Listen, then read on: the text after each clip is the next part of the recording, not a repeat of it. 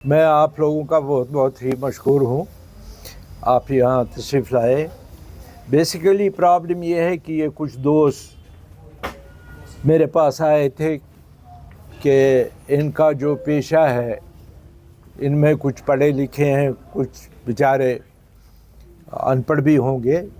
वो तो ये प्रोफेशनली ये सब अपनी टैक्सियाँ चलाते हैं और इन्होंने बहुत बार कोशिश की कि भाई हमारा मसला कुछ किसी हद तक हल होना चाहिए, लेकिन अभी तक कोई मसला हल हुआ नहीं।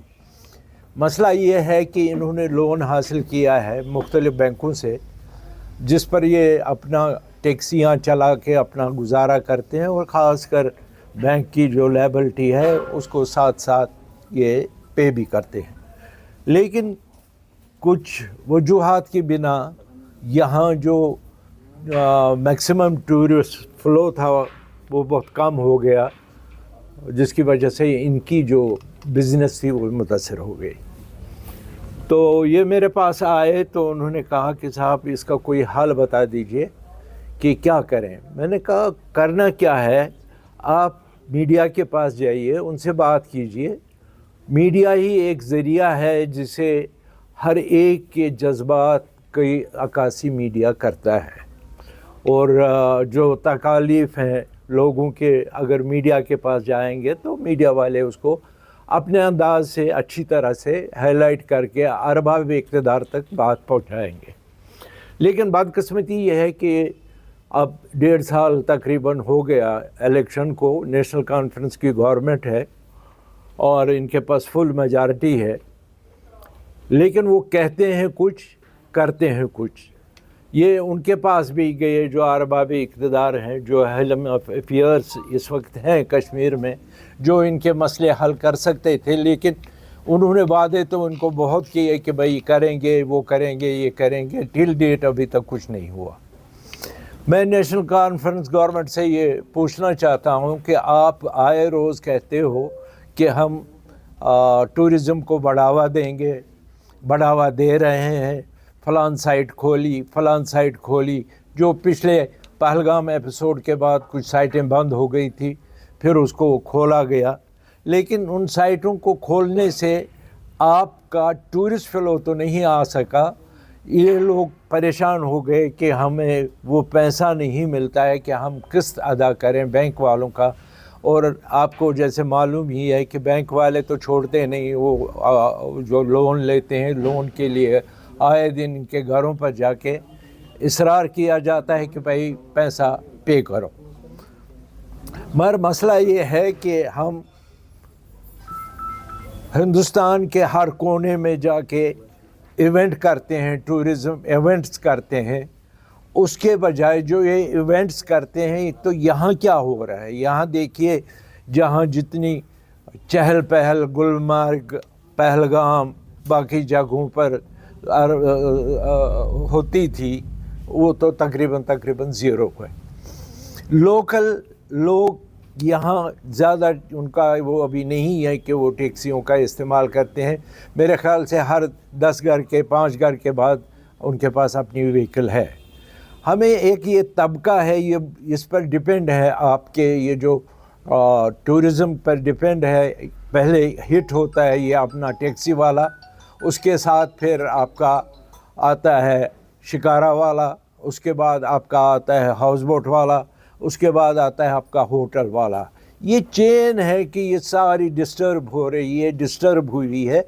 अब आज तक हम ये कहना चाहते हैं, ये पूछना चाहते हैं गवर्नमेंट से, आपने अगर ये शुरू में इसका जो शुरुआत जो होती है ये टैक्सी से शुरू होता है और एंड इसका होता है होटलियर पर, आपने इसके बारे में 1.5 साल या 1.25 साल में कौन से कदम उठाए। गवर्नमेंट कोई ठोस पॉलिसी लेकर आ जाती। ये नहीं कहते हैं हमें जितना लोन है वो माफ़ करें, ये तो नहीं कहते हैं हमें वो छोड़ दें, ये कहते हैं, या ये कहते हैं इंटरेस्ट जो लगता है वो छोड़ दें। ये कहते हैं कोई पैकेज दे दें, गवर्नमेंट कुछ फैसिलिटी दे दें ताकि हम दे देंगे, लेकिन एक प्लान के तहत, एक पैकेज के तहत अगर इनको दिया जाता, एक पैकेज दी जाती कि 6 महीने 8 महीने تو شاید حالات ان کے بدل جاتے اور جو ٹیکسی ڈرائیور اپنا منتھلی جو اس کا پیمنٹ ہے جو بینک کو دینا ہے قسط دینا ہے جب وہ دے نہیں پاتا ہے وہ قسط نہیں دے پاتا ہے تو گھر کو کیسے چلائے گا. تو اس سے ہمارا سارا سسٹم A to Z متاثر ہو رہا ہے. اس کے بارے میں گورنمنٹ جو ہمارے ہے یہاں پریزنٹ گورنمنٹ تو یہ اس کے بارے میں 1.5 سال سے یا 1 سال سے کچھ نہیں کر رہی ہے. ہم سینٹرل گورنمنٹ سے ان کی طرف سے میں اپیل کرتا ہوں ہوم منسٹر صاحب کو, پرائم منسٹر صاحب کو, LG صاحب کو, ان کے لیے کوئی ایسا پیکیج دے دیجیے تاکہ ان کے گھر بھی چلیں اور ان کے جو قرض ہیں جو ان کا بینک کا قسط ہے وہ ادا کر سکیں. مسئلہ کیسے ہوگا؟ مجھے اطلاع ہے سمپل یہ ہے, میں یہ کہنا چاہتا ہوں اگر PL بھی کیا ہے اس کا بھی تو کوئی نتیجہ نہیں نکلا. کورٹ کی طرف ہم نے جو PIL پری لٹیگیشن کے لیے اپلائی کیا اس کا انشاءاللہ کل تک ہمیں ادھر سے جواب ملے گا. اگر پری لٹیگیشن میں ہی بینکس کی طرف سے یہ سسٹمیٹکلی ان کے جو امپلائیز آئیں گے یا مینیجرز آئیں گے وہ پری لٹیگیشن میں جواب دیں گے تو PIL جو فائنل ہوتی ہے اس کی کرنے کی ضرورت نہیں ہے. لیکن جس طریقے سے یہ پبلک انٹرسٹ کے لیے بات ہو رہی ہے, جموں کشمیر پورے ڈرائیورز کے لیے بات ہو رہی ہے, پہلگام کے بعد جموں میں اب فلڈس آ رہا ہے, اس حساب سے PIL از مسٹ اینڈ جو ہم کل کورٹ میں اپروچ کریں گے انشاءاللہ with the help of these leaders. کیونکہ 2014 اور 19 کے ٹائم بھی ڈیفر کیا گیا 1 سال تک لونز یا ان کا انٹرسٹ جو ہے وہ معاف کیا گیا.